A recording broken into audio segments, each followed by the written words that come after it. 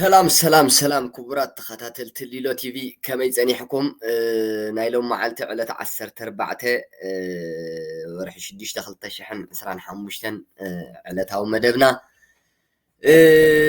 ብዛዕባ ከምዚ ኣብዚ ሎጎ ትሪእዎ ዘለኹም ጉዳይ ዓሰብ ጉዳይ ቀይሕ ባሕሪ ዝምልከት ሓፈሻዊ ኩነታት ትግራይ ሓራ መሬት ትግራይን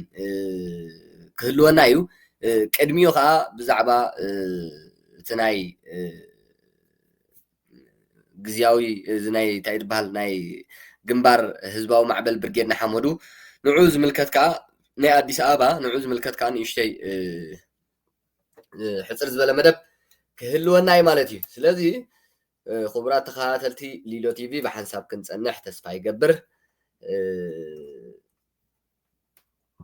ሕፅር ዝበለ መደብና ናይ ሎም መዓልቲ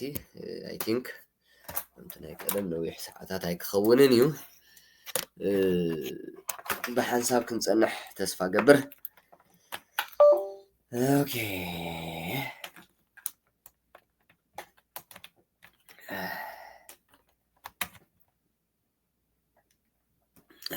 أوكي يا أبدأ نشتي تعرّ لا تنمو استهقبر اوكي يا تعري على فونت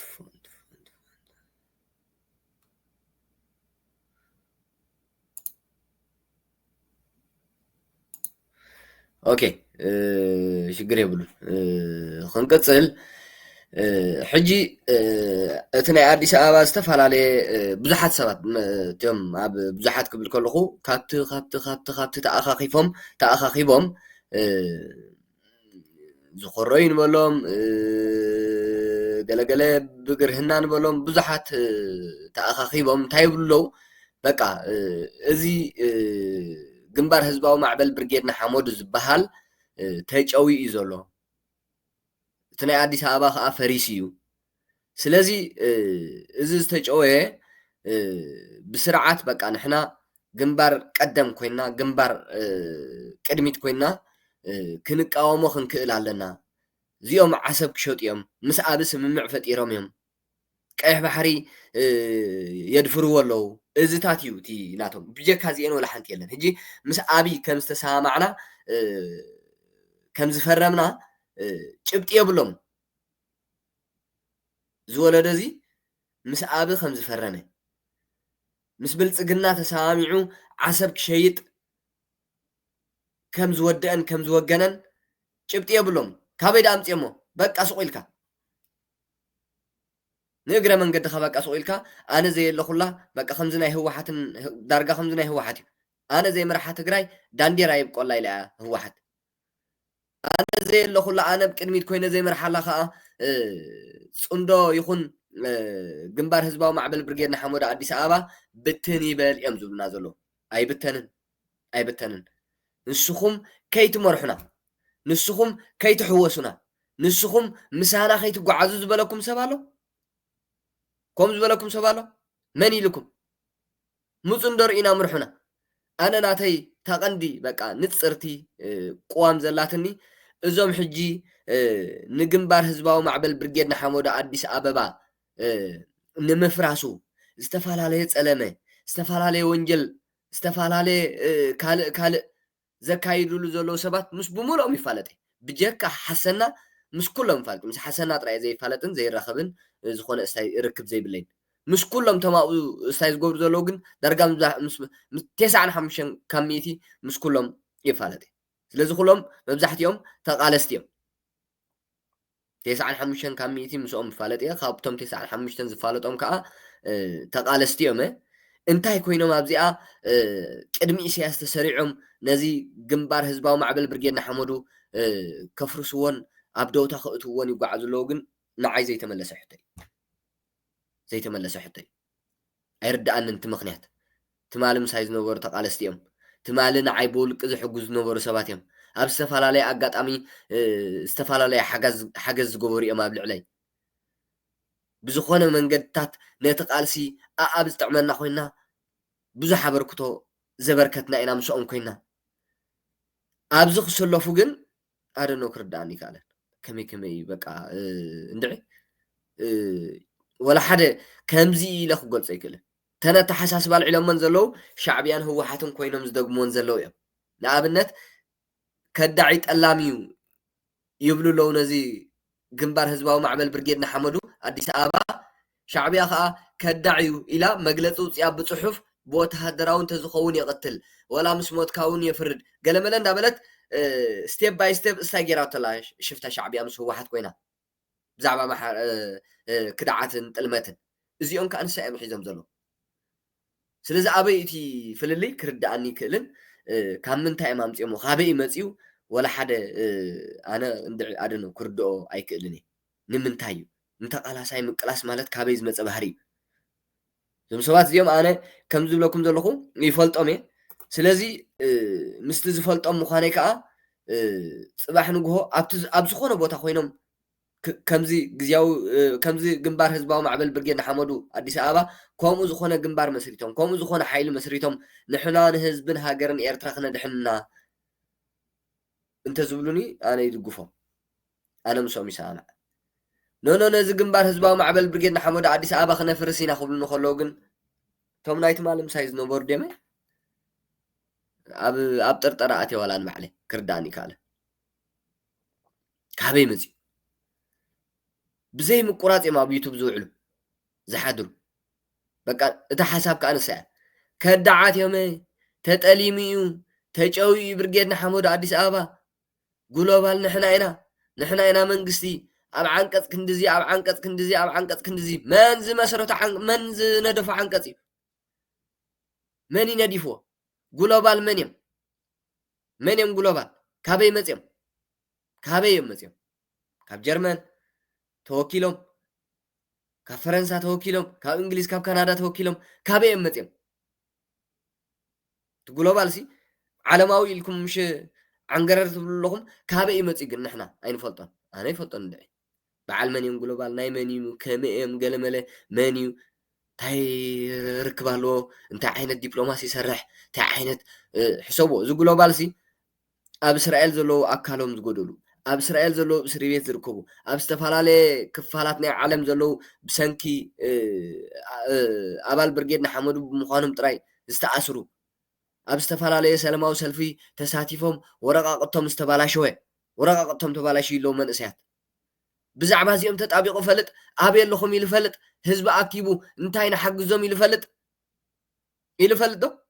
سميع يفلتنا سميع أي فلتن كابم تيورا سلازي زيتي زغرمنا زلو كابيم تيو ጭብጥታት ዘይብሉ ንዓሰብ ከም ዝሸጠ ንቀይሕ ባሕሪ ንኣብን መሃብ ከም ዝተሳምዐ ንባዕሉ ተጨውዩ ከም ዘሎ ዘረጋግፅ ጭብጢ ወላ ሓደ የብልና ኣለና ጭብጢ ኣነለኒ እዮም ዝብሉ ክዛረቡ ከለዉ ግን እቲ ጭብጥታቶም ንዓና ይነገሩናን ጽባሕ ተሳሚዕና ስምዓኒ ሎማ ዓንተ ኣኼባ ጌርና ኣነ ንስኹምን ክንሰማዕ ኣብዘን ሓሳብ እዚአን ክንረዳዳ ኣኼባ ጌርና እንድሕር ነቲ ሓሳብ ኣይንቕበሎና ኢልኩም ንሲ ኣነ ሓሲብኩም ምፁ ዘብል የብለይ ኣይንቕበሎና ኢልኩም ከወዲኹም ስለዘይትቕበልዎ ኣነ ናተይ መርገፂ ይወስድ ስለዝስኹም ዘይተቐበልኩሞ ንስኹም ስለዘይተቐበልኩሞ ኣብ ደውታ ዝኣትየሉ መንገዲ የለን ንህዝብን ሃገርን ክሳብ ይጠቅም እዩ ዝበልክዎ ድሓር ፀላኢና ንህዝቢ ኤርትራ ፀላኢኡ ፀላኢ እንታይ ዓይነት ፀላኢ ክገጥሞ ኣለዎ ኣይንመርፀሉና ማንም ፀላኢ ይምፃእ ንሕና ምስኡ ኮይና ምግጣም ጥራይ ከመይ ኢሉ ክመውት ኣለዎ ከመይ ኢሉ ክጠፍእ ኣለዎ ከመይ ኢሉ ክወድቕ ኣለዎ ከመይ ኢሉ ክዓኒ ኣለዎ ኣይንመርፀሉና ብዝወደቆ ይውደቕ ናብ ገደል ይውደቕ ናብ ባሕሪ ይውደቕ ናብ ሜዳ ይውደቕ ናብ እሾኽ ይውደቕ ናብ ጭቃ ይውደቕ ምውዳቑ የገድሰና መን የውድቆ ንሕና ምስኡ ንሓብር ምስቲ ዘውድቆ ንጀብሃ ንምውዳቕ ህወሓትን ሻዕብያን ግንባር ኮይነን ንኣብን ንምውዳቕ ህወሓትን ሻዕብያን ግንባር ኮይኖም ኣለዉ ንሕና ሕጂ እንታይ ኮይነ ኣትፅየን ዘላ እዛ ንዓብ ምውዳቕና ንኢሳያስ ምውዳቕና ሕጂ ትፅየነላ ዘላ መንገዲ ሲ ምስ ኣበ ምዃንና እንታይ ኮይና በቃ ብጣዕሚ ተፀይና ዘላ ኣፍንጫኹም ከምዚኣ ገይርኩም ሒዝኩማ ዘለኹም ንምንታይ ካብ ምንታይ ተበጊስኩም ኢኹም ስለዚ ነዚ ሓውና እሞ ነስማዓዮ መጀመርያ ድሓር ንቅፅላ ኢና እዚ ብጣዕሚ ብልፅቲ ሓሳብ ኣምፂኢሉ ሻሎም ዛመለኽቲ ናብዞም ምሁራት ኢና ትብሉ ሻሎም ዛመለኽቲ ናብዞም ምሁራት ኢና ትብሉ ኤርትራውያን ንፀላዮም ንፈለማ ያ እንታይ ዝብል ዘሎ እቲ ሓፈሻውሲ እቶም ምሁራት ኢና ዝብሉ ዓይነት ሰባት እንዲኦም ነቲ ግሎባል ኣብ ድሕሪ መጋረጃ ኮይኖም ዝዝውርዎ ዘለዉ ሕጂ መን እዮም እንታይ እዮም ኣበየለዉ ዝፈልጦም የለን ግን እዛ መልእኽቲ ናተይ ንዕኦም ኣብፅሑለ ይብላሉ ዝሓውና ግዜ ኣዋደቓ ድመርፅሉ እዞም ኤርትራውያን ምሁራት ወፀላኢ ኢኻ ዋላ ብመንበስ ውሽጢ ይውደቕ ዋላ ጥንቅልዒት ይውደቕ እንታይ እቲካ ያ ኣዋደቓ ትመርፀሉ ያ ወላ ሓንቲ ሓድሽ ነገር የለን እኮ ፕላን ኤ ፕላን ቢ ዝነበረ ተወዲኡ ሕጂ ናይ ተግባር መድረኽ በፂሕና ኣለና ተግባራዊ ስራሕ ንስራሕ ስለ ዝተባህለ ጥራሕ ከምዚ ሓድሽ ነገር ዝተፈጥረ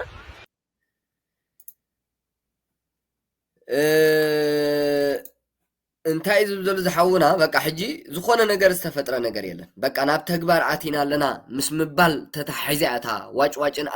ኣውያትን ትስዕብ ዘላ ስለዚ ካብ ምንታይ ተበጊስኩም ኢኹም እዩ ዝብል ዘሎ ንስማዕ ፅቡቅ ጌርና ወዝለቕለቕ ክትብል ጀሚርካ ማለት እዩ ሸይሞን እዩ ከምዚኣ ተኮይና ትምህርቲ ትትረፈና احنا نفلط مهور بزعبا حزبون بزعبا هاغورون اريحو زحسب دقاس دسئن سقوم بنصارو نزا هاجر زقاله سلان زحسبلان زلو اتي عدميون ناي تمرتي غيزيون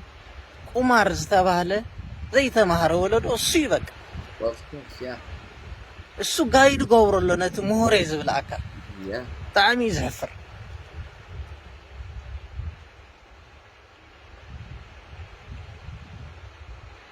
بتعمي زحفر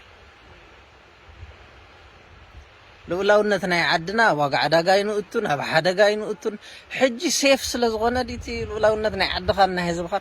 حجي ابو حسكناتات سلازلو دي رايو سمعهم مرو مني نلعلاونت هاجر احلف هيبو مني تليمو طلام تزرعناي أنا نايزم مقالة 95% زفلطون كابزا نمفراس جنبار حزباو معبل برجيدنا حمود أديس أبا زساتفو زلو 95% زخونو صبو غير زفلطوم أو تحساب كميلو سريصوم كرداني كالن ناي حسنا ግን ኣይፈልጦን ካብም ጽዎ ኢንሱ ጠላማት ከዳዓት ዝብዘሎ ናትዩ ትዝገርም በር እዚኦም ምሳይ ስለ ዝነበሩ ይፈልጦም እቲ ሓሳብ ናይ መን ይክሳብ ዘየፀራናዮ ካበይ ማምፅሞ ምስ ምንታይ ዕላማ እዩ ማለሲ ንምንታይም ሕጂ ዘሳሲቦ ዘሎ ዞም ሰባት እዚኦም ንምንታይ ሰሓላዊ ተሓሳስባ ካበይ ይመጽ እዩ እሕና ሓድሽ ወለዶ ታሪክ ናትና ክንሰርሕ ኣይንኽእልን ስለዚ መጀመርያ ንወዳ ያድሓን እንታይ ዓይነት ዘረባይ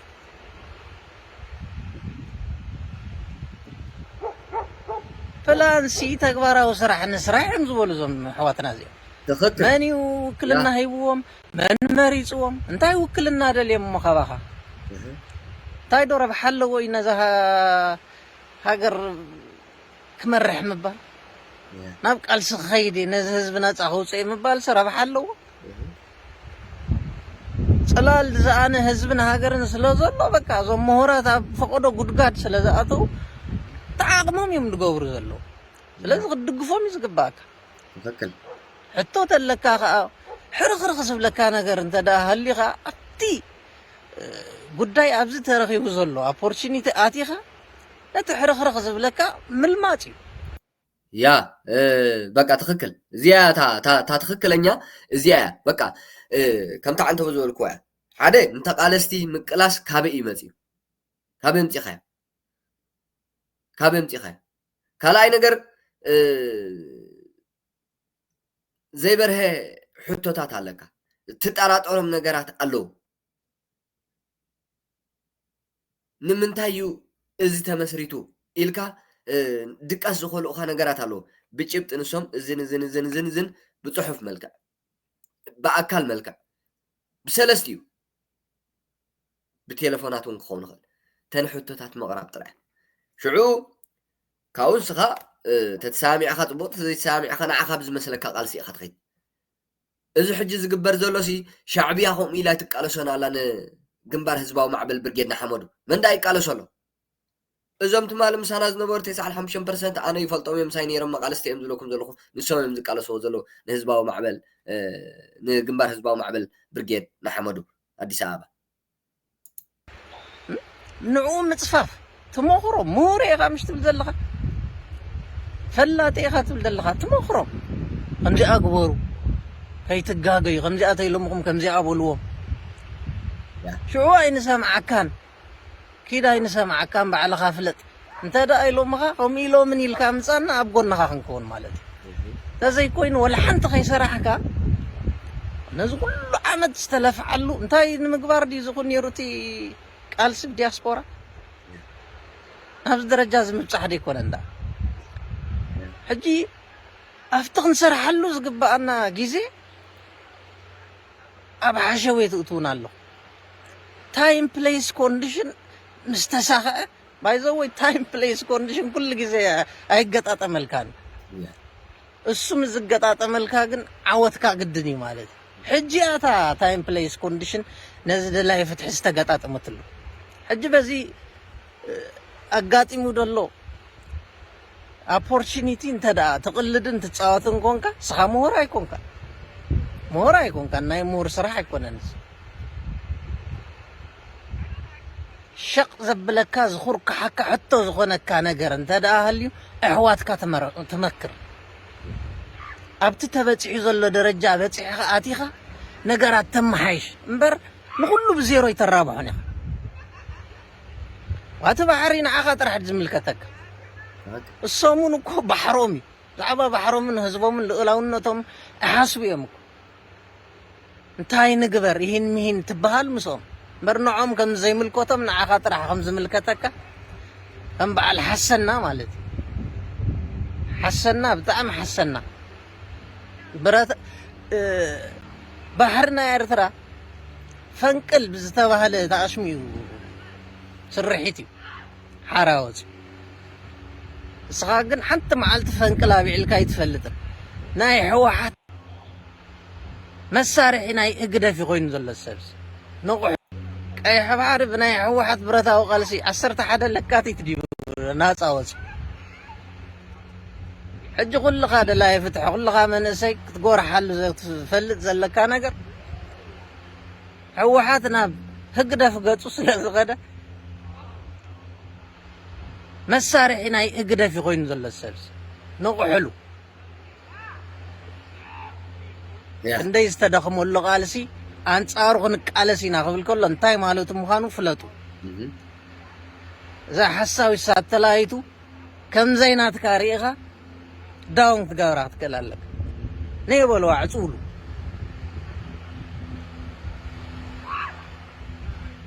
ንቃለሲና ሪስክ ክንወስድና መስዋዕት ክንከፍልና ስለዝበሉስ ከም ገርኩም ኦ ማይ ጋድ سألا أماوتا أوادقة ويكا أماوتا حريلو بزوادقة يودق راح يتقليلك مراتو تنبهال كمان مراتو قاوناو كل توبشين يزلكم مراتو يقولكم مراتو اثمان انسينا نابي تتقعوا لكم حجي راي بسمكم مالتي لازم احنا خمرجا خاب سياس بقى إلنا كنمرض تقددوا لكم نزمان سي نجي كومو دلي كونن سبز زارب زلو جن ناب كومو دي كومو نزمان سي إذا خا أخلو نايمن سرحي نايتي شفتها سرعات نابا ياكم تزازي وزلوكم أبي سياس دو ويس أبغى جزاكم تزبهال كمان كاونا هو كمان أبي تزبق جزان حشنان وريروس تزجزان حشنان ካልእ ትረፍ ብነፃነት እንቀሳቀስ ዓደይ ስድራይ ርኤ መፅእ ኣብ ዓደይ ኢንቨስት ገብር ተኸተማይ ከማን ቦያ ምለኸየለይ ቁሩብ ዓይንና ጽቡቕ ምርኣይ ብናይ መንገዲ ኢኻ ኢሳያስን ኣብን ተወዳድሩ ዋላ ግዛአና ወሪሩ ዋላ ግዛአና ካብዚ ሰብኣይ እዚ ኣበ ሒሰና ኣነ ሰዋት ባሕሪ ማሕሪ ኣፍቲ ባሕሪ ቁልቁል ኣፍካ ከማን ተዝእትውኻ ይነዓል ሸይሞን እዩ ሓሰና ዋላ እቶም ካልኦት ምሁራት ኢና ዋላ ዓበይቲ ኢና ትብሉ እዚ ዘይተማሃሮ ወለዶ እዩ ነዛ ሃገር እዚኣ ዲኑ ዝጥልዓላ ዘሎ ስለዚ ንዑ ውፅን ኢልኩም ስምዕዎ ተማሃርኩሞ ትምህርቲ ትርጉም የብሉን እያ ከሳራ ኢኹም ግዜኹም ኣጥፊኢኹም ነዚ ሕማቕ ግዜ ዘይከውን ትምህርቲ it's nothing for me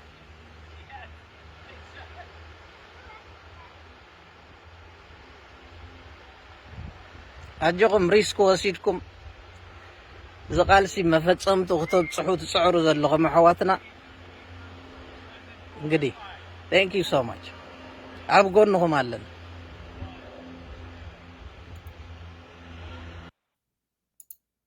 ያ ታመለኽቲ ካብዚኣ ንላዕሊ ኣነ እውን ክደግማ ኣይክእልን እየ በቃ እቲ ንፀርቲ እያ ስለዚ ኮነ ተባሂሉ እንታይ ዝበሃል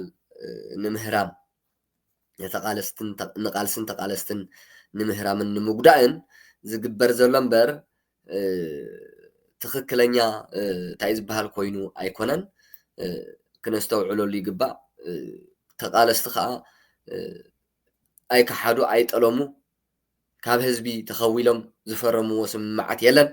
ምንም የለን ኩሉ ርዱእ ነገር እዩ ስለዚ ናብቲ ሓፈሻዊ ኩነታት ናይ ህዝቢ ትግራይ ከዓ ክንኣቱ ሕሞ ያ ሶሪ ኣነ ብዚ ኣለኹ እየ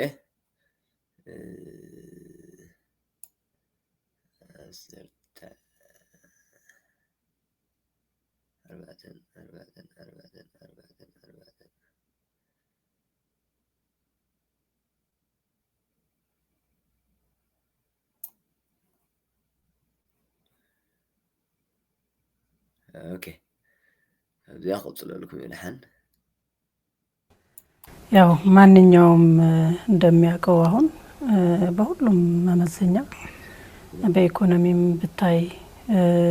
በኢኮኖሚም ደቀዋል ሳይሆን ኢኮኖሚም የነበ ሓፍትና ኬርያ ኢብራሂም ብዛዕባ ህዝቢ ትግራይ ኣትዛረብ ዘላ ሓፈሻውቲ ኣብ ትግራይ ዘሎ ምዕባለታት በመሓርኛ እዩ በጦርነት በፊት የነበረውን ሀብት ሙሉ በሙሉ ያጣለ ወደ ልመና ይሄዳል ወደ ስደት ይሄዳል ከጦርነት በፊት የነበረው በቀዩ የነበረ ማህበራዊ ኑሮ እየመራ የነበረ አሁን ተፈናቅሎ ያ መንእሰይ ትግራይ ብሰንኪ እቲ ጀኖሳይዳዊ ኩናት ህወሓት ዘምፅዎ ስዒቡ እቲ ኩናት ዘምፅዎ ስዒቡ ብድሕሪኡ ዝኾነ እያ ትገልፅ ዘላ ሓፍትና ኬርያ ኢብራሂም መንእሰይ ትግራይ ብሰንኪ ኩናት በቃ ፈቆዶ ስደት ፈቆዶ ገለመለ ፈቆዶ በቃ ተበታቲኑ ህዝቢ ትግራይ ሲ ኣብዚ ግዜ እዚ ይባታተን እዩ ዘሎ እያ ትብለና ዘላ በካምፕ ነው የሚገኘው ወጣቱም ራሱ ተስፋ ቆርጦ ያው መሀል ሀገር የመጣለ አዲስ አበባም የመጣለ አገር አቋርጦ በስደትም ይሄዳል ወጣቱም ተስፋ ቆርጦ እዛ ቢቀመጥም የሥራ እድል ካልሰጠው ምንም ማድረግ አይችልም አማራጭ የለውም እዛ ምንም የሌለው እዛ አካባቢ ያለውም ቢሆን አልባሌ ቦታ ይውላል ስለዚህ በኢኮኖሚ አንፃር በሁሉም መመዘኛ ስትለካው በቆስ ውስጥ ነው ያለው በቆስ እየዋኘ ነው ያለው የትግራይ ህዝብ ማለት ነው ያ መንእሰይ ትግራይ ማእኸል ዓዲ አዲስ አበባ ማለት ያ ንአዲስ አበባ ናብ ጎረባብቲ ሃገራት እንዳተሰደደ ይዝርከብ ስለዚ ኣብ ትግራይ ኮፍ ኢሉ እውን ስራሕ የብሉን ዘልምዖ ነገር የብሉን ወፊሩ ከኣቱ ይክእልን እዩ ስለዚ መንእሰይ ህዝቢ ትግራይ ብሓፈሻ ኣብዚ ግዜ እዚ ኣብ ሕማቅ ኩነታት እዩ ዝርከብ እያ ትብል ሓፍትና ወይዘሮ ኬርያ ኢብራሂም በፖለቲካ አንጻርም ብታዩ ፖለቲካ ውጥንቅጡ ጠፍተዋል እንደምታውቀው ብፖለቲካ መልክዕ እንድሕር ዳር ኢናዮን ኣልባብ ጠፊኡ ወይ ፖለቲካ ናይ ትግራይ አስበው ከ2008 ነው የጀመረው የትግራይ ህዝብ ከልማት የወጣ ከ2008 ጀምሮ ነው የፖለቲካ ብልሽቱ እስካሁን በተለይ በትግራይ እስካሁን መልክ አልያዘም ወጥንቅጡ ጠፍቶበታል ውስጡም ተከፋፍለዋል ያው የፖለቲካ ብልሽት ውስጡ ሲከፋፈል ወደ ህዝቡ ይወርዳል እሊቱ ሲከፋፈል የምሁሩም ተከፋፍለዋል ዲያስፖራውም ተከፋፍለዋል ማህበራዊ የማህበረሰብ አንቂውም ተከፋፍለዋል ያ ግጭት ናይ መራሕቲ ውድባት ናይ በሓፂሩ ናይ ኤሊት ኣብ ትግራይ ከም ዝንሪኦ ዘለና ኤሊት ናይ ትግራይ ብሰንኪ ሽፍታ ሻዕብያ ምትእትታው ኢዳ እታውነት ተኸፋፊሉ ዘሎ ሓፍትና ከርያ ሕጂ ምክፍፋል ናይ ኤሊት ህዝቢ ተበታቲኑ ዲያስፖራ ዘሎ ህዝቢ ትግራይ ተበታቲኑ መንእሰይ እውን ተበታቲኑ ሓፈሻዊ ትግራዋይ ብሰንኪ ምብትታን ናይ ኤሊት ተበታቲኑ እዩ ዝርከብ ያው የቲዲኤፍም ተከፋፍለዋል አመራሩ ሲከፋፈል ሁሉ ተከፋፍለዋል ስለዚህ በፖለቲካም ብታይ አሁን ማን ነው የትግራይ ህዝብ እየመራ ያለው ብትል ትቸገራለህ ማለት ነው ፖለቲካሊ ማን ነው እየመራ ያለው ብትል ትቸገራለህ ማለት ነው ስለዚህ ያቺ የምናቃት ህወሓትም አሁን እውቅናዋን ህጋዊና ፖለቲካዊ ስብዕናዋን አጣ ከስራለች ተብላ እሷም ጠፍታለች ማለት ነው ያ ቲዲኤፍም ወላ ቲዲኤፍ ተኸፋፊል እዩ ብሰንከት ምክፍፋል ናይ ኤሊት ናይ ተጋሩ ቲዲኤፍን ተከፋፊሉ መራሒ አልባ ኮይኑ እዩ ስለዚ ህወሓት ዋላውን ከሲራ ኣብ ስራሕ ኣይትርከብን እያ ተባሂላ ንሳውን ተበቲና ተኸፋፊላ ትርከብ እያ ትብል ዘላ ሓፍትና ኬርያ እብራሂም ልክዕዩ ህወሓት ካብ ፖለቲካ ኢትዮጵያ ተባይራ ኣብ ትግራይ እውን ተባሪራ እያ ካብ ህዝቢ ሪሕቃ ህዝቢ ሕቋ ሂብዋ ይርከብ ምናልባት አመራሮቹ ሊኖሩ ይችላሉ ህወሓት እንደ ህወሓት ግን ያቺ ምናቃት ህወሓት የለችም ፖለቲካሊም ከሰረች ራስዋን የከሰረችው ኦፍ ኮርስ ፖለቲካሊ ራስዋን የከሰረችው ህጋዊም ራስዋን የከሰረችው ማለት ነው ስለዚህ አሁን ይብዛም ይነስም መጥፎም ትሁን ጥሩ ህዝቡን ኦርጋናይዝ አርጋ ትንሽ ወደ ስርዓት የምታስገባ የነበረችም ህወሓትም የለችም ያ ዝኾነ ምንቅስቃስ ጌራ በቲ ሓቢላ ሓባቢላ ገለመለት ንህዝቢ ናብ ዝኾነ ማዕዲ ተምፅእ ዝነበረት ንሳውን ንባዕላ ሞይታ ሕጂ ብዚ ግዜ እዚ ህወሓት ትበሃል ኣብ ትግራይ የላን ስለዚህ በፖለቲካ ደረጃ አሸንፎ ህወሓት የትግራይ ህዝብ እየመራ ያለ የለንም ማለት ነው ያው አንድ ያለው የጊዜያዊ አስተዳደሩ ብቻ ነው ያለው አሁን ስለዚህ በፖለቲካም ብታይ እንደዛ ነው ያለው ምክንያቱም ኣብ ትግራይ ዘሎ የለን ትዘሎ በቃ ዳርጋ ኩሉ ተበታቲኒ እዩ ትዘሎ ግዜያዊ ምምሕዳር ትግራይ እዩ ያ ከም መረዳእታ ናይ ሓፍትና ኬርያ ግዜያዊ ምምሕዳር ትግራይ እውን ዓቕሚ የብሉን ንምባል እዩ ስለዚ እሱ እቲ ኣብ ትግራይ ንእሽተይ ከንቀሳቀስን ዝርአ ዘሎ ብኸፊል ፖለቲካው ሲሻሻል ኢኮኖሚም ትገባለ ማህበራዊም ይሻሻላል ሌሎችንም ይሻሻላሉ በጸጥታም በሰላምም በሁሉም ነገር ተሰራለው ወደ ጦርነት እንዲገባ አይፈልግም የሚለው አካል አይደለም ህዝብ እንኳን ቢሳሳት ማንኛውም እንኳን ቢሳሳት ከስተቱ እንዲማር ነው ቦታውን ተለቅለትና ከስተቱ እንዲማር ነው የምታረገው በፊት የበፊቱ እንደዛ ነው ከስተቱ እንዲማር ነው የምታረገው መጀመሪያ የሐሳብ ፍጭት ይመጣል የሐሳብ ትግል ይመጣል ልዩነት ቢፈጠርም ወደ ህዝብ ይወርዳል ህዝቡም የኔ ሳይሆን ያንተ ነው ልክ ካለ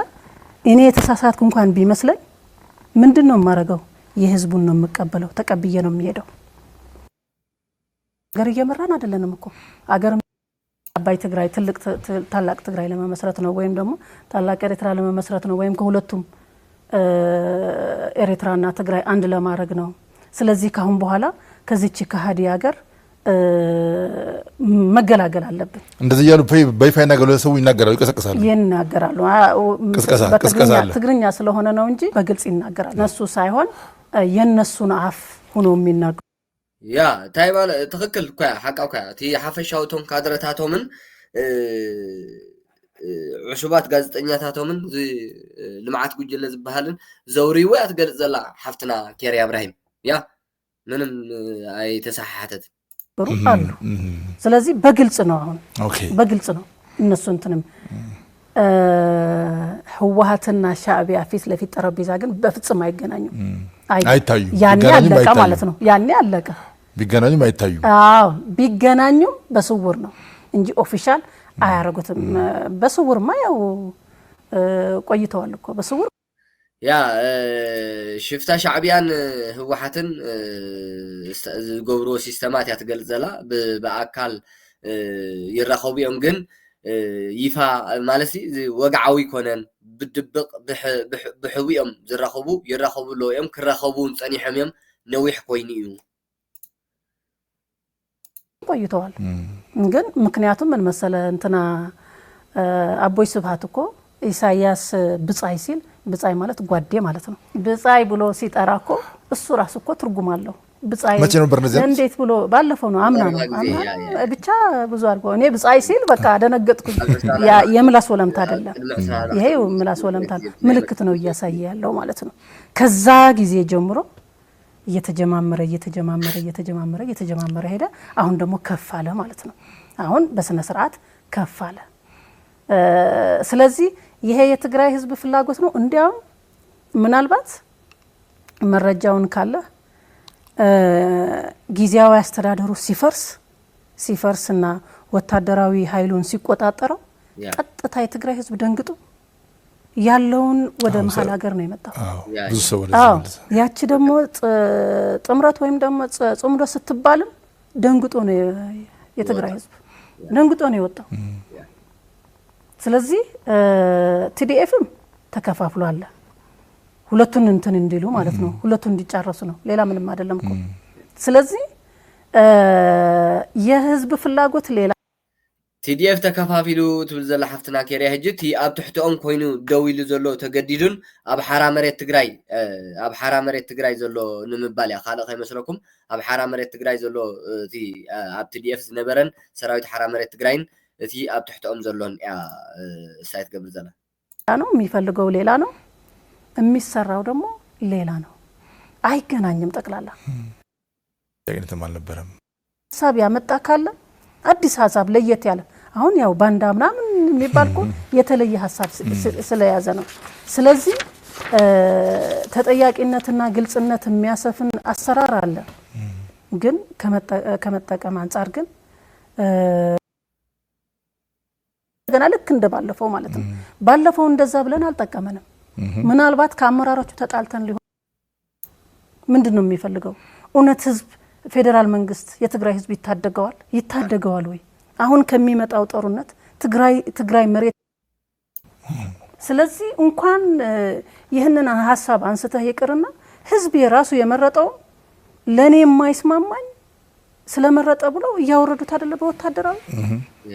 ኦፊስም በወታደራዊ አይደለም እየተከፈተ ያለው ማህተምም በወታደራዊ አይደለም እየተነጠቀ ያለው ስለዚህ ወደ ሌላ ዓለም ነው የትግራይ ህዝብ እየገባው እኮ በፊትም አይቶት የማያውቅ ማለት ነው እንደዚህ አይነት ታይቶ ማይታወቅም ስለዚህ እዚህ ውስጥ ነው የትግራይ ህዝብ እዚህ ውስጥ ነው ያለው እዚህ ያ ናብዛና ስታይክን ከይድ ማን ይሽሙዚ ጀነራል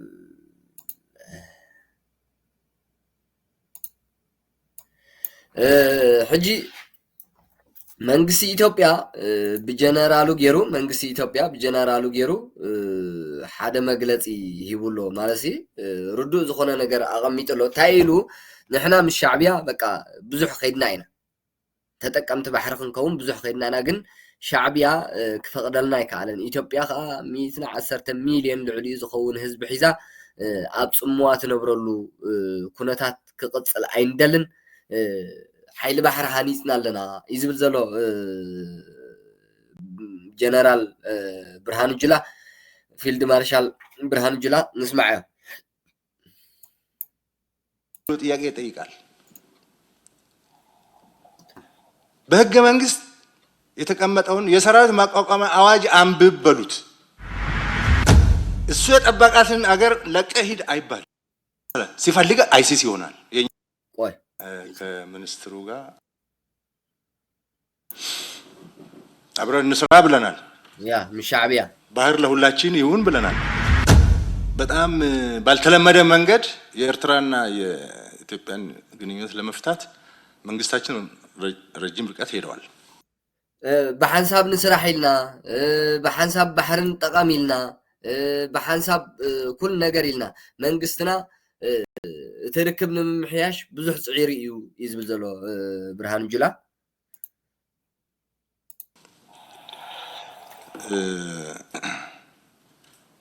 ግን አልተሳካም። አብረን እንጠቀም ነው እንጂ የባህር በር ይዤ እናንተን እንደፈለኩ ላርጋችሁ የሚል አስተሳሰብ ስላለ እንደዛ ሳይሆን በጋራ እኩልነት ነው፣ በጋራ ተጠቃሚነት ነው። أفدق بحر حيزة مساري حيزة أنا خندليتي أنا الزوركم زبلة تحساس بالهم نو خم زي كونسي بحبار نتأكم كأناتنا تحساس بايو إنجي يهونا كل في مساري إذا بقول في مساري هي نلو ما برسب لما شكركر ممكر لكاد ዝኾነ ጠበንጃ ቁልፉ ጠበንጃ ሒዝካሲ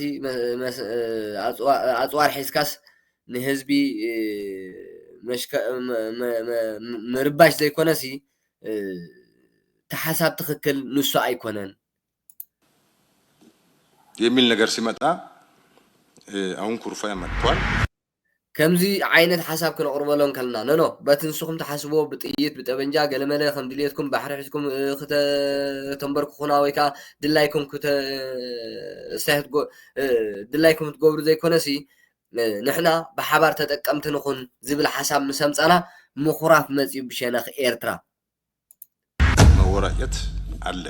ከውጭ መጥቶ ባህሩ ኃይሉ ማን ነው ባህር በሩን የወሰደብን ጉልበተኛ አልነበረም። ወይ በወረራ ወይ በቅኝ ግዛት አድርጎ መጥቶ ባህር ኃይል የነጠቀን ማን ባህር በር የነጠቀን የለም። ባህር ኃይሉን ያስወሰድነው እኛ ነን። እኛ ደግሞ ምን አድርገን እርስ በርስ እንባላ እኔ ይበልጥ ስንባባል ራሳችንን አጥፊዎች ራሳችን ቤትን ሳታጸዳ ሌላ ጫት ብትቀስል ምንም አታመጣ። አሁን ክላሽንኮቭ ለመግዛት ወደ ውጭ ሀገር ገበያ አንወጣ። ይቅር ክላሽንኮቭ መድፍ ጥይት ለመግዛት ኢትዮጵያ ወደ ባህር አጠገብ ዝር እንዳትል እናድርጋት ብለው አቅደው ግንባር ፈጥረው የሚሰሩ ደግሞ አሉ። ያ እዚያ ንጽርትያ ኢትዮጵያ ተጠቃሚት ባሕሪ ከይትኸውን ኢትዮጵያ ኣፍ ደገ ባሕሪ ከይትውንን ናብ ገማግም ቀይሕ ባሕሪ ከይትቀርብ ግንባር ፈጢሮም ዝሰርሑ ከዓ ኣለዉ። ግንባር ፈጢሮም ዝሰርሑ ኣለዉ። ንስማዕ በምዕራብ በኩል ውሃ እንዳንገድብ እንዳንጠቀም ይደረጋል። በምስራቅ በኩል ወደ ባህር እንዳንወጣ ይደረጋል። አስተባባሪ አለው።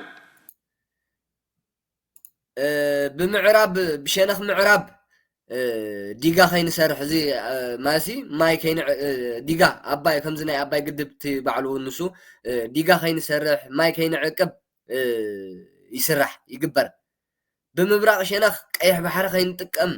ዝተፈላለየ ምንቅስቃሳት ይካየድ። ስለዚ እዚ ዋናታት ኣለውዎ ብድሕሪት ኮይኖም ሰብ ዋና ኣለውዎ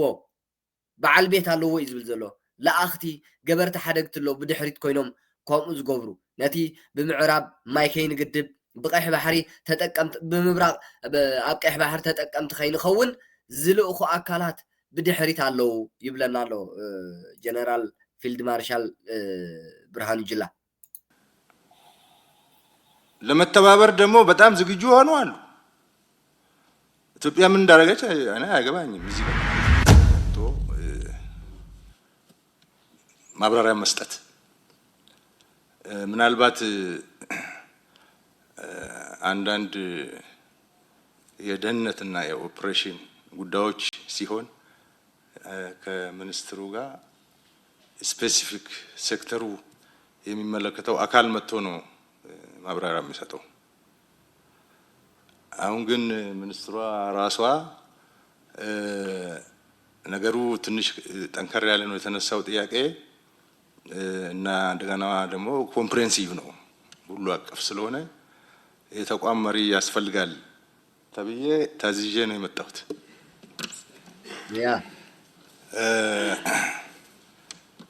እና ሁሉ ጊዜ እንደዚህ እንዳትጠብቁ ለማለት ነው። ጥያቄዎቹን አንድ በአንድ ሊሄድበት እፈልጋለሁ። መጀመሪያ የተነሳው ሐሳብ ከዚህ ከምስራቅ አፍሪካ የደህንነት ስጋት ጋር ተያይዞ በርካታ ሀገሮች የጦር ካምፕ በቀጠናው ከመመስረት ጋር ተያይዞ መስመሩ የባህር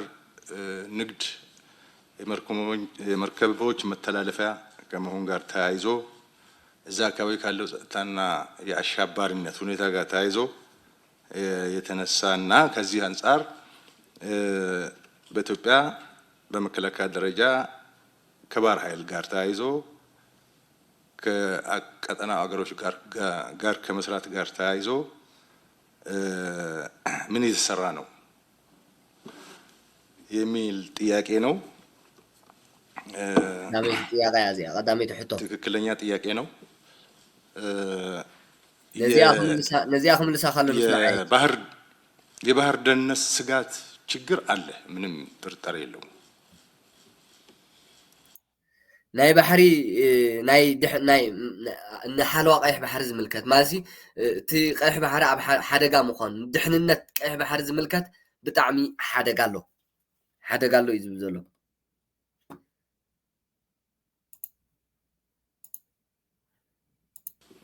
በቀጠናው ቀይ ባህር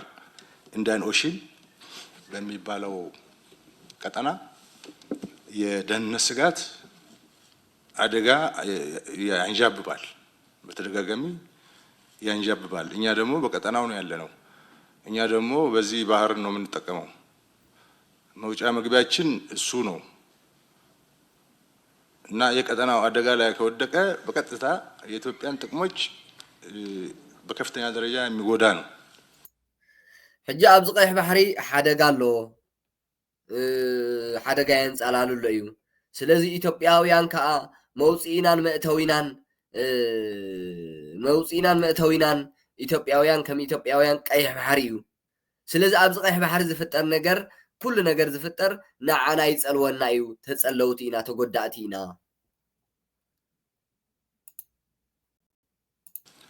የኢትዮጵያ ሕዝብ ደግሞ ብዙ ነው። አገሩ ትልቅ አገር ነው። በኮንትሮባንድ የሚታኖረው አገር አይደለም። ትልቅ ስራ ተሰርቶ የሚኖር አገር ነው እና የቀጠናው ደህንነት፣ የባህር ደህንነት እዛ አካባቢ የሚከሰቱ የጸጥታ ችግር ባይዘወይታ ዝበላ ሰሚዕኹም አሎ ህዝቢ ኢትዮጵያ ሰፊሕ ህዝቢ እዩ። ኣብ ኢትዮጵያ ዝነብር ህዝቢ ሰፊሕ እዩ፣ ብዙሕ እዩ። ስለዚ ኮንትሮባንድ ሰሪሕካ ተናብሮ ህዝቢ ይኮነን፣ ዓበይቲ ስራሕ ሰሪሕካ ተናብሮ ህዝቢ እዩ ዝብለና ዘሎ። ሻዕብያ ብረት ሸይጣ፣ ሰብ ሸይጣ፣ ገለመለ ገለ ኣነ ህዝቢ ትመርሕ ነው። ስለዚ ኮንትሮባንድ ሸጥቃ ወይ ከዓ ኣብ ኮንትሮባንድ እናሰራሕካ ተናብሮ ይኮነን ህዝቢ ኢትዮጵያ፣ ዓበይቲ ስራሕ ሰሪሕካ ተናብሮን ህዝቢ ኢትዮጵያ እዩ ዝብል ዘሎ ጀነራል ብርሃኑ ጁላ። ችግሮች በቀጥታ እንደገና ደግሞ በዋነኛነት የሚጎዳው ኢትዮጵያን ነው። ያነሳችሁት ስጋት ትክክል ነው። ከደህንነት አንፃር ማለታችሁም ትክክል ነው። መታወቅ ያለበት ምስራቅ አፍሪካ የባህር ኢሹ ብቻ አንስተን የምናየው አይደለም፣ አጠቃላይ ነው መነሳት ያለበት። ስለ ደህንነት ከተነሳ በየብስም በባህርም ቀጠናው የተረበሸ ነው። ጥሩ ቀጠና አይደለም። ከጠቅላላ የዓለም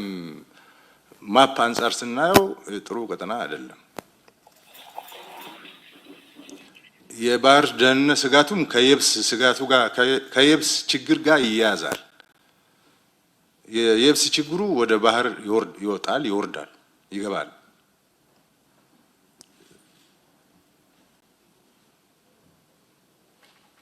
ቀጠናው ተረግሞ ነው ወይስ ምን ሆኖ ነው አላቅም። በጣም የተበጠበጠ ቀጠና ነው። በጣም ጥናት የሚያስፈልገው ቀጠና ነው። ስለዚህ የባህር እዚ ቀይሕ ባሕሪ እዚ በቃ ተረብሽ ያ በቃ ብጣዕሚ ይርበሽ ኣሎ አይደኖ ግን እንታይ እዚ ቀይሕ ባሕሪ ኣነ ይርዳእኒ ዝተረገመ ቀይሕ ባሕሪ ድዩ ዝብል ዘሎ ዝተረገመ ቀይሕ ባሕሪ ይመስለኒ ይብል ኣሎ ሓቁ ርጉም ቀይሕ ባሕሪ ዝተረገመ ንህዝቢ ኤርትራ ዘይኮን ቀይሕ ባሕሪ ሓፈሻዊ ነቲ ኣብ መሬት ኤርትራ ዘሎ ቀይሕ ባሕሪ ጥራይ ዘይኮነ ንሓፈሻዊ ነታ ቀይሕ ባሕሪ ብምልእታን ድዩ ግን ዝተረገመ ቀይሕ ባሕሪ ኢኻ እቲ ናይ ኤርትራ ሓፈሽ ምስ ኩሉ ዋይ ብርሃኑ ጅላ ደህንነት ስጋት በከፍተኛ ደረጃ አለ። እንዳልኩት ከየብስም ወደ ባህር ይላል፣ ከባህርም ወደ የብስ ይወጣል። ዝም ብለን ነጥለን የምናየው የደህንነት ስጋት አይደለም፣ አንድ ላይ የሚታይ ነው። አንድ ላይ ሲታይ ደግሞ ቀጠናው ችግር አለበት። የሶማሌ ጉዳይ ታውቃላችሁ። እዛ አይሲስ አለ፣ አልሸባብ አለ። ሶማሊያ ማለት ደግሞ ኢንዲያን ኦሽን አፋፍ ላይ ያለ ነው።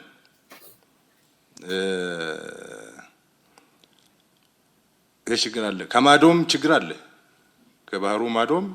ችግር አለ። ባለፈው አመት በተለይ በስፋት የባህር እንቅስቃሴው የመደነቃቀፍ ችግር አጋጥሞታል።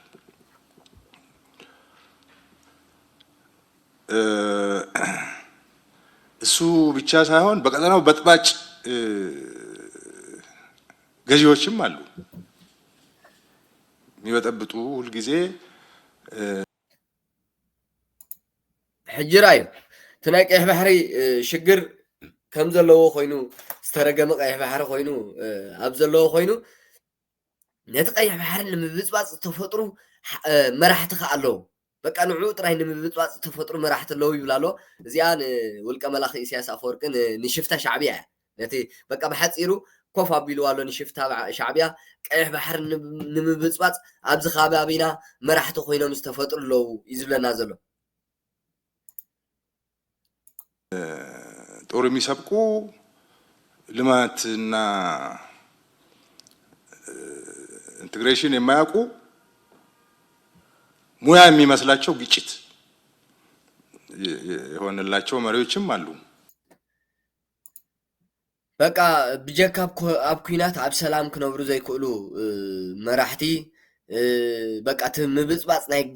እቲ በቃ ግጭት ምፍጣር ኩናት ምፍጣር ምህዋኽ ዞባታት እዚ በቃ ከም ሞያ ካልእ ሰሪሖም ክነብሩ ዘይክእሉ መራሕቲ ኣብዚ ከባቢና ኣለዉ እዩ ዝብል ዘሎ። ይህን ቀጠና ደህንነት በባህርም በየብስም ለማረጋጋት እኛ ተባብረን ለመስራት ዝግጁ ነን። ተባብረን ነዚ ከባቢ ንምርግጋእ ኣብዚ ከባቢ ዝተረጋግአ ህይወት ወይ ከዓ ዝተረጋግአ መንገዲ ክፍጠር ንሕና ድልዋት ኢና። በቃ ክንሰርሕ ተሓቢርና ክንሰርሕ ሲ ድልዋት ኢና። ዝጋድ ለመስራት ዝግጁ ነን። የመንግስታችን የውጭ ደህንነት ፖሊሲ እሱን ነው የሚያመለክተው፣ በተለይም ከጎረቤት ሀገሮች ጋር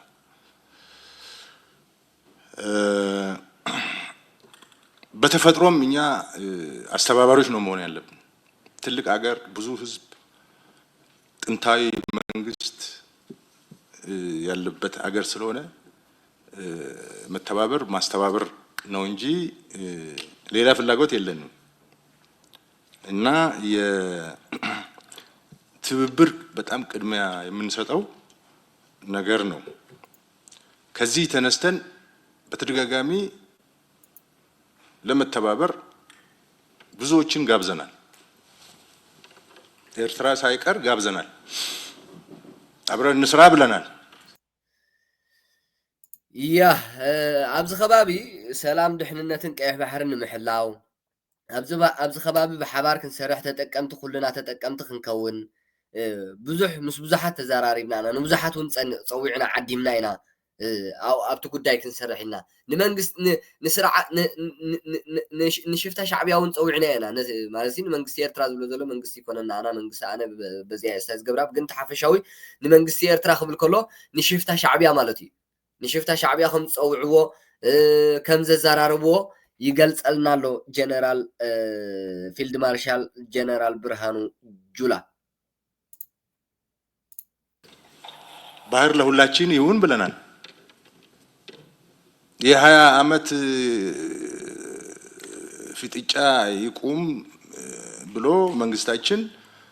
የነበረውን ቁርሾ በመፍታት ወደ ልማት ወደ ኢንቴግሬሽን ወደ ጋራ ተጠቃሚነት ወደ አብሮ መበልጸግ እንድንገባ ኤርትራን የሚጠቀሙት ጥቅም ካለ ከኢትዮጵያ እንዲጠቀሙ ኢትዮጵያም ከኤርትራ እንድትጠቀም በጣም ሰፊ ስራ ተለፍቷል።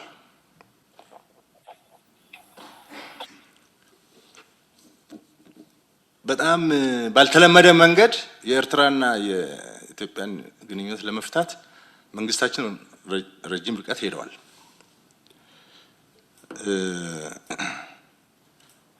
ግን አልተሳካም። ያ ንሕና እቲ ኣይ ኩናታይ ሰላም ናይ 20 ዓመት ንሱ ፈቲሕና ክፍታሕ ጌርና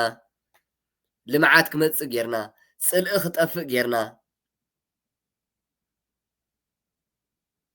ኣብ ባሕሪ ክንጥቀም ሓቲትና ኤርትራውያን ካብ ኢትዮጵያ ዝጥቀምዎ ክጥቀሙ ኣፍቂድና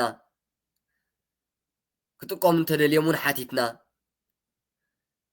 መንግስትና ኩሉ ነገር ንልምዓት ዝጠቅም መንገድታት ተኸቲሉ ብዙሕ ኮይዱ እንተኾነ ኣይተዓወተን ይብላሎ ጀነራል ብርሃኑ ጁላ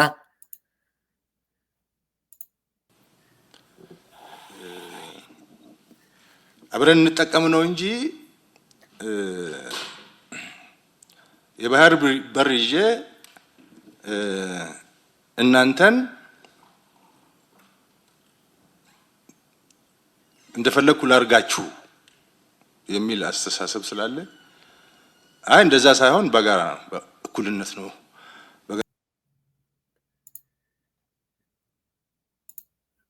ያ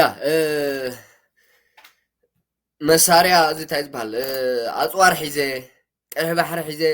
ከም ድላይ ክገብረኩም እየ ዘይኮነሲ ሓቢርና ንጠቀም ሓቢርና ኩልናሲ ሓቢርና ንጠቀም ብናትኩም ፍቃድ ጥራይ ዘይኮንና ወፃእቲ ኣተውቲ ገለመለ ገለ ዘይኮንና ንኾንሲ ሓቢርና ንጠቀም ዝብል ሕቶ ቅሪብና ናብ ሻዕብያ ጋራ ተጠቃሚነት ነው እንጂ የሆነ ቁልፍ መሳሪያ ይዘህ በቁልፍ መሳሪያ ይሄን ሁሉ ማህበረሰብ ለማሽከርከር መሞከር ልክ አይደለም የሚል ነገር ሲመጣ አሁን ኩርፋያ መጥቷል። መወራጨት አለ። ያ በቃ በጽዋር ገለመለ ሒዝካ ወኒንካ ቁልፍታት ሒዝካ ቀይሕ ባሕሪ ሒዝካ ባዕልኻ ክትዝውረና ባዕልኻ ክትንቀሳቀሰና ናብ ድላይ ካብ ዕረፉ ከፈሉ ገለመለ ዘይኮነሲ በቃ ሓቢርና ንጠቀም ሓቢርና ንስራሕ ስኹም ካባና ካብ ኢትዮጵያ ትደልይዎ ንሕና ካብ ቀይሕ ባሕሪ ንደልዮሲ ከምኡ ኮይና ንስራሕ ምስ በልና ምኹራፍ ምዕዙምዛም ካልእ ንኹናት ዝዕድም መንገድታት ክፍጠር ተራእዩ ምኹራፍ መፅዩ እዩ ዝብለና ዘሎ ምኹራይ መፅዩ ዝብል ዘሎ ስለዚህ በጣም አስቸጋሪ የነበረ የኤርትራ ነው። የኤርትራ ጋር እንኳን ለመስራት ሰፊ ስራና ልፋት ተለፍቶ ጥሩ የሚመስል ነገር ከመጣ በኋላ ያ ወደ ኋላ ተመልሷል። ብዙሕ ድኻም ዝተገበረሉ በቃ እዚ እዩ ናይ ኤርትራ ምስ ኤርትራ ንሕና ተጠቀምትን ሰሙን ኣብ ዓድና ተጠቀምቲ ክኾኑ እሱና ብዙሕ ለፊዕናሉ ዳርጋ ውፅኢታውን እንዳኾነ ምስ መፀ በቃ ነገራት ተባላሽዮም ናብዚ ደረጃ ተበፂሖም ምኹራፍ መፅዩ ምኹራይ መፅዩ ዝብለና ዘሎ ከጅቡቲ ጋር ምንም ችግር የለንም እየሰራን ነው በጣም ነው የምንሰራው ምስ ጅቡቲ ለሐደ ችግር የለንም እንሰራለን አይና በየብስም ስለምን ዋሰን በየብስም አብረን እየሰራን ነው አንዳንድ ሚዲያዎች ግን የሁለቱ ሀገሮች ግንኙነት በጣም ለማጠልሸት ይሞክራሉ እንደዛ አይደለም ምስ ጅቡቲ ሲ ዝኾነ ችግር የብልናን ሽግር ከለኛ ዝዛረቡለው ነነኹም ይኮነን ንሕና ብዙሕ ኢና ንራኸብ ምስ ጅቡቲ መሬት ኣሎ ገለ ኩሉ ስለዚ ምስ ጅቡቲ ወላ ሓንቲ ሽግር የብልናን ብሚድያታት ሽግር ከም ዘለና ጌርካ ዝውረ ዘሎ ኸም ይኮነን ወላ ሓደ የብልናን ንሰርሕ ኣለና ኢና ስራሕና ንቅፅል ኣለና ኢና ናችን ናት ማለት መውጫ መግቢያችን ናት አሁን ባለው ሁኔታ ሁለተኛ ጅቡቲዎች ደግሞ ከኢትዮጵያ ጋር ሳይተሳሰሩ ለመኖር ይከብዳቸዋል በጣም ከባድ ነው ያለ ኢትዮጵያ መኖር ለጅቡቲያን በጣም ከባድ ነው ስለዚህ ሁለታችን እንፈላለጋለንና አብረን እንሰራለን መከላካም ከጅቡቲ መከላካ ላይ ጋር ውል አለው ስምምነት አለው ኤምኦዩ አለው አብሮ ይሰራል በሰላም ጉዳይ በሌሎችም የድንበር ዘለል ጉዳዮች ላይ አብሮ ይሰራል ሶማሊያ ላይ ያው በአካል ነው ገብተን እየሰራን ያለነው እዛ ያለውን ምስ ጅቡቲ ኣብ ጽቡቕ ኢና ዘለና ንሰርሕ ኢና ዘለና እቲ ናይ እንታይ ዝበሃል ሰራዊት እውን ውዕል ኣለዎ ክልቲኡ ሃገር ሰራዊት ጅቡትን ሰራዊት ኢትዮጵያን ውዕል ኣለዎ ብሓንሳብ ይሰርሕ ንሰላም ዝምልከት በቲ ዶብ ሰገር ዝኾነ ነገር ከየጋጥም ዝምልከት ብሓንሳብ ኢና ንሰርሕ ኣብ ሶማል እውን ከምኡ ኢና ምስ ሶማል ኣብ ሶማል ንሕና ንሰርሖ ብዙሕ ነገራት ኣሎ ንሰርሕ ኣለና ኢና መንግስት በማገዝ መንግስት አልባ እንዲሆን ያደረገውን ኃይል ለመቆጣጠር ብዙ አመት እዛ አሳልፈናል ለፍተናል እዛ ሞተናል ቆስለናል ይሄ ቀጠናውን ሰላማዊ ለማድረግ ካለን ፍላጎት የሚነሳ ነው የኢትዮጵያን ብሔራዊ ጥቅሞች ከመጠበቅ አንፃር የሚነሳ ነው እና እዛም ወጣ ገባ የሚሉ ነገሮች አሉ ከፍተኛ የሆነ የጠላት ኃይል አለ የፖለቲካ መሞቅና መቀዝቀዝ አለ ግን እኛ በአፍሪካና በኤዩ ስር በተዋቀረው የአትሚስ የሰላም ማስከበር ስራ ላይ ተሳትፈን እየሰራን ነው እዛ እንዳውም እሱ አልበቃ ብሎ እኛ በባይላተራል ስምምነት አትሚስ ያልሆነ ሌላ የኢትዮጵያ ኃይል ሶማሊያ ውስጥ አስገብተን እየሰራን ነው በቀጥታ ከኛ ደህንነትም ጋር ይያዛል እና የሶማሌ ወንድሞቻችንም ሰላም ቢያገኙ ጠንካራ መንግስት ቢመሰርቱ ቀጠናው ሰላም ይሆናል ብለን ስለምናስብ እሱን እየሰራን ነው ያ በሐፂሩ ተኹነታት እዩ በቃ ኣብ ኤርትራ ንሕና ብዙሕ ስዒርና ኢና ምስ ኤርትራ ዘለና ኩሉ ነገር ኣብ ዕፁ ማዕፆ በፂሑ ኣይሰምዑን እዮም ክሳምዑ ይደለዩን ስለዚ ንሰላም ኢትዮጵያ ዘይደልዩ ሓይልታት ጠርኒፎም ብሸነኽ ኤርትራ ግንባር ፈጢሮም ኣለዉ ኤርትራ ክርብሹ ኢትዮጵያ ክርብሹ ኢትዮጵያ ናብ ግጭት ኢትዮጵያ ናብ ሓድሕዳዊ ግጭት ንምእታው ግንባር ፈጢሮም ዝሰርሑ ኣለዉ እዩ ክብል ፀኒሑ ጀነራል ብርሃኑ ጁላ ስለዚህ እዚ ዝመስል ናብቲ ናይ መወዳእታ ዝነበረን ዜና ከእትወኩም ጉዳይ ሓራ መሬት ትግራይ ከዓ ሕጂ ሓፈሻዊ እቲ ናይ ትግራይ ብጣዕሚ በቃ ኣበስቢሶሞ እንዲኦም ዘምልኡኳት ሻዕብያ ዝኾኑ ጨቆንቲ መራሕቲ ህወሓት ግን ኣደኖ ናብ ናይ መወዳእታ ዜና ሓራ መሬት ትግራይ ምስ ንሰግር ድማ ኣፈኛታት ጉጅለ ድሕረት ህወሓት ነበር ናብ ኣዝዩ ናይ ሓሶት ፕሮፓጋንዳ ተፀሚዶም ለይትን ቀትርን ኣብ ምልፍላፍ ኣጀንዳታት ኣብ ምፍጣር እዮም ዝርከቡ ሕጂ እውን ኣብ ሳልስቲ ኣምፂኦሞ ዘለዉ ዝተፈብረኸ ኣጀንዳ ህዝቢ ክፈላለ ይኽእል እዩ ዝበሉ ኣጀንዳ እንተሪኢና ናይ ጀነራል ወዲ ኣንጥሩ ላዕለዋይ ኣዛዚ ሰራዊት ሓራ መሬት ትግራይ ሞባይል ተሰሪቃ ዶ ተሃንጊጋ እናበሉ ይዋጥዩን ይልፍልፉን ኣለዉ ጀነራል ወዲ አንጥሩ ዝተሃጅማ ናይ ኣርምን ግንባርን ረድኤታት ርክብ ላፕቶፕ ደብረ ዕንክሊል ዕጥቅታት ሰነዳት ርክብ ጉጅለ ድሕረትን ፋኖን ሻዕብያን يفتشالو امبر ناي باعلو يترف دو موبايلو تشارج موبايلو اي طفوتن كم زلنا حبريتا خب حرا مريت تግራይ ማለት እዩ ግን ጉጅለ ጽንተትን ደብረዕን ክልልን ቦሉ ካብ ጀመርኩሞስ ኣብ ሓጺር ግዜ ሰበር ዝኾነ ሰባር ሞራል ድሕረት ዝኾነ ዜና ካብ ሓራ መሬት ትግራይ ክነስማዓኩም ኢና ተጸበዩ ክብሉን ሰራዊት ሓራ መሬት ትግራይ ተሓኒሎ ሊላ ቲቪ ካብ ሓራ መሬት ትግራይ ዝረኸብናዮ ተወሰኺ ሓበሬታ ድማ ካብቶም ኣረይቲ ወርቅን ማሕተምን ዝኾኑ ባርያታት ባህላውያን ጀነራላትን ዋና ዋና ኣዘዝቲ ዋርድያ ድሕረት ዝኾኑ መራሕቲ ኣርምታትን ኣዘዝቲ ኮራት ዝበሃሉ ጋርድ ጉጅለ ኣደመን ምስጢራዊ ሰነዳት ዝሓዘ ኣገዳስን ንብረታት ኣብ ኢድ ሓራ መሬት ትግራይ ምህላው ይግለጻሉ ወይ ከዓ ኣብኡ በፂሕሎ ስለዚ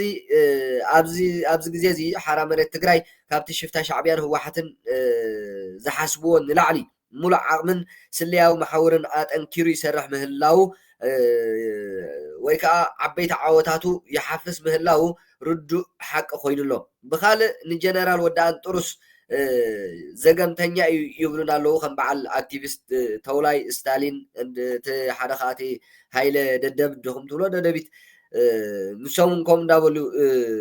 ሳይገልጹ ኣለዉ ጀነራል ወዳኣን ጥሩ ዘገምተኛ እንተዝኸውን ነይሩ ኣሎ ዝበሃል ኣርማ 50 ኮማንዶ ኣይምመርሐን ነይሩ ውዕሎ ኣብቲ ጸልማት ግዜ 8 ወርሒ ናይ ቆልዑ ወራር ትግራይ ዝምስከር እዩ ውዕሎ ወርቂ ዲኖ ምስክር እዩ ውዕሎ መርሳ ሃይቅ ምስክር እዩ ብጠቕላላ ውዕሎ ሽዋ ምስ ሪፓብሊካን ጋርድ ናይ አብይ አሕመድ ዝነበረ ውግእ ምስክር እዩ ንትግራይ ክብሉ ኣካላቶም ንሳኣኑ ጀጋኑ ኣብ ሆስፒታል ክሕብሕቦም ኣብ መቐለ ሕክምና ክረኽቡ ዝተፈላለዩ ዝሰርሖ ዝነበረ ስራሓት ንሱ እውን ምስክር እዩ ወዳኣን ጥሩ ማለት ንትግራይ ክብል ቤተሰቡ ሃፍቱ ንብረቱ ዝሰኣነ ጅግና ወዲ ህዝቢ ትግራይ እዩ ወዳኣን ጥሩ በሊሕ ጭሙት ዓይኒ ትግራይ ዘመናዊ ጀነራል ስለ ዝኾነ እዩ ኮማንዶ ኣርሚ ክመርሕ ጸኒሑ ስለዚ ዕላማታት ሓራ መሬት ትግራይ ዝተረድኦ መንእሰይ ትግራይ በብመዓልቱን ጨቆንትን ባህላውያን ጀነራላት ህወሓት ረጥሪጡ ህዝቡን ባዕሉን ንምድሓን ኣሽሓት ኮይኑ ናብ ሓራ መሬት ትግራይ ክጽንበር ይውዕልን ይሓድርን ኣሎ ስለዚ ጭቆና ዓመፅ ዓፈና ምእሳርን መቅተልትን ብሓፈሻ መከራ ህዝቢ ትግራይ ከብቅዕ ድንቁርናን ናይ ጥፋኣት ኔትወርክታትን ኣብ ትግራይ ነበረ ክኸውን መንእሰይ ትግራይ ውፈር ናብ ሓራ መሬት ትግራይ መንእሰይ ትግራይ እስካብ ሕጂ ወይ ከዓ እስካብ መዓስ እዩ መቐለዲ ሓደ ዓሌትን ኣገልጋሊ ልኡኻት ሻዕብያ ዝኾኑ ጉጅለ ኣደመ ክትከውን እዛ ኣብ ሳልስቲ ካብ ኣርምታት ኮራትን ልዕሊ 79 ተጋደልቲ ድሕሪ ብዙሕ ፃዕሪ ናብ ሓራ መሬት ትግራይ ምፅምባሮም ወይ ከዓ ተፀምቢሮም ዘለውን ኣቐዲሙ እውን ካብ ኣርሚ 44 ኮነ 443 ክፍለ ሰራዊት ኣላጀ ካብ ኣብ ሓዊነ ትርከብ ብዕለት 2 ወርሒ 12/17 ዓ.ም ኣቆፃፅራ ግእዝ ንሕና ሰራዊት ትግራይ እምበር ዋርድያ ድሕረት ኣይኮናን ኢሎም 27 ኣባላት ሰራዊት ናብ ሓራ መሬት ትግራይ ምእታዎም ስዒቡ ድሕሪ 3 መዓልቲ ጉዕዞ ነዊሕ ጉዕዞ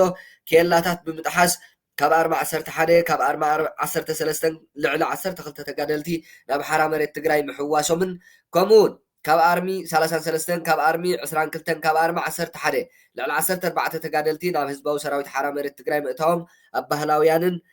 ባህላውያን ጀነራላት ህወሓትን ጉጅለ ደብረ ጽንተትን ኣዝዩ ኣጨናቂ ጉዳይ ተፈጢሩሎ ስለዚ መንእሰይ ትግራይ ዳርጋ ብሙሉኡ ናብ ሓራ መሬት ትግራይ ጽምበር ዘሎ ኣብዚ ግዜ እዚ ናብ ሓራ መሬት ትግራይ ዳርጋ ብሙሉኡ ሎሚ ኣብ ትግራይ ዝተረፈ ወላ ሓደ የለን ትግራይ ጽምዋ እዩ ኮይኑ ዘሎ ከተማታት መንእሰይ ኩሉ ናብ ሓራ መሬት ትግራይ ኣትዩ ምክንያቱ እቲ ምንቅስቃሳት ናይ ሻዕብያን ናይ ህወሓትን ይርእይዎ ኣለዉ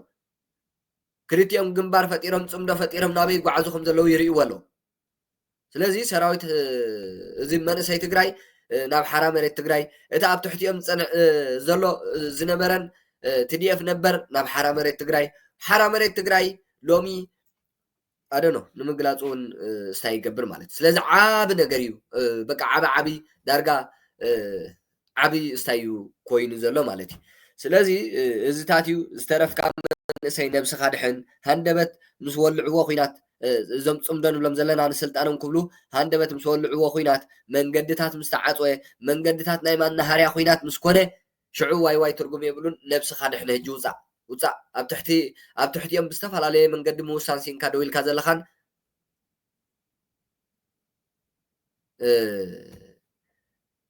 ዘይወሰንካን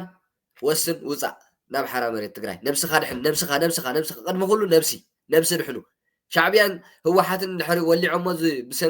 ብስም ጽምዶ ዝኸድዎ ዘሎ መንገዲ ኣብን ምህራም እንተወሊዖሞ ኮይናት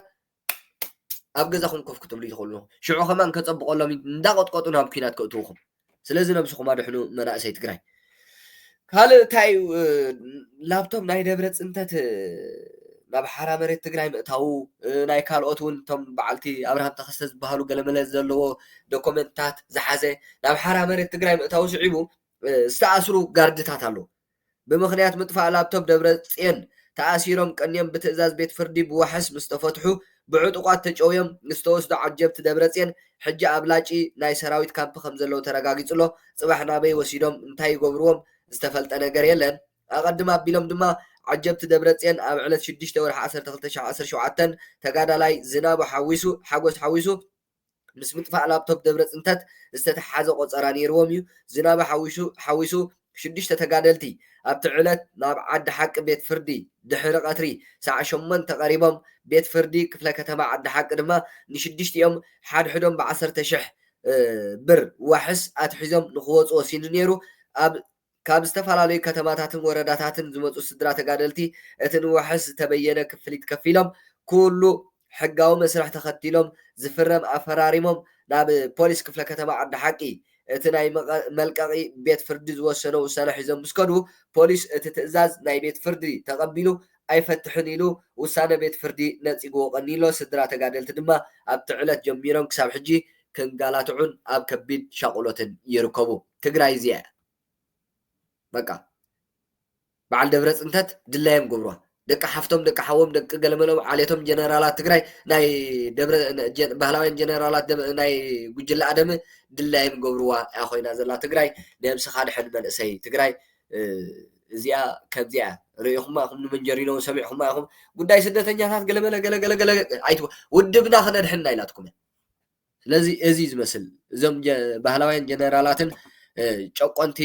ዝተባረሩ ህወሓት ነበርን ደንታ ናይ ህዝቢ የብሎም ሓልየት ናይ ህዝቢ የብሎም ምስ ህዝቢ የለውን ምስ ውድቦም ምስ ስልጣኖም ምስ ግዜኦም ምስ ዕድሞኦም ከመይ ኢሎም ክሳብ ዕለተ ሞቶም ኣብ ስልጣኖም ይቕፅሉ ብሞት 1.5 ሚልዮንን ብቐጻላይ ክንዱን እዮም ዝሓስቡን ዝጣልዑን